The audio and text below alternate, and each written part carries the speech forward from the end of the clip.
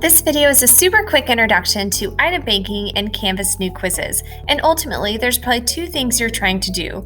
First, create the item bank using new questions, and secondly, how to add those questions from your item bank into a new assessment. Let's start with the first one. Adding questions to an item bank is really simple. We're going to go to the Edit Pencil button, and where you would edit and add different options to your question, we're going to select the Item Banking extended menu where we can add to a bank. If you don't have a bank already, it's really easy to create a new one, so you'll select New Item Bank and then put in a title. Best practice is to include your course title, a topic, and especially your name to make it easier to search for your item bank later.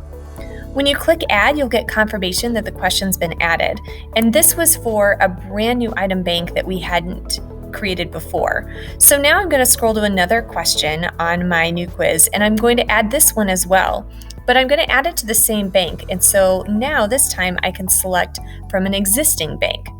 Following the same procedure, I now can select from my destination banks by typing in the title that we used before and click Add. And even better, now that New Quizzes knows the item bank that I'm working with, it's going to pre-populate that existing item bank each time I go to add more questions. So if I add one more, you'll see it's already listed there as my destination bank, and it makes this process go really fast. Confirm that it's been added by looking for that banner, and also check for the cute little piggy bank icon next to the question number. In this next example, I already have 7 questions built into my quiz that all students will receive.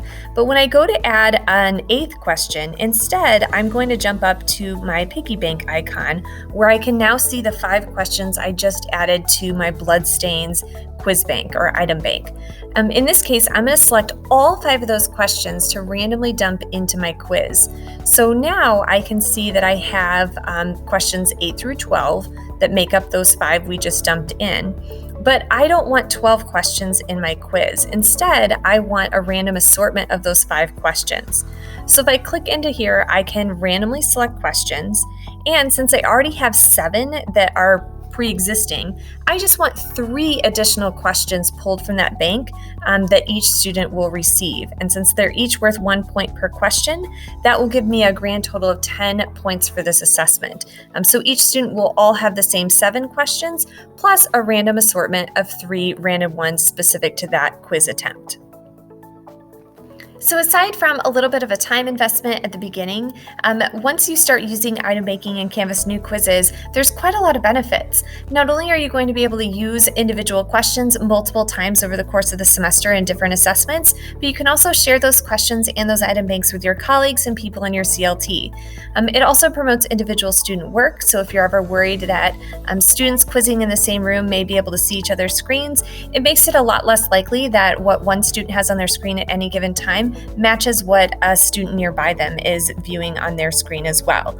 And my personal favorite application of new quizzes is that it allows students multiple opportunities to demonstrate what they know. So if the first time they take the assessment, they don't score as well as they had hoped, a second attempt with a different random assortment of questions gives them that opportunity and that fail-safe so that they can feel confident with their work.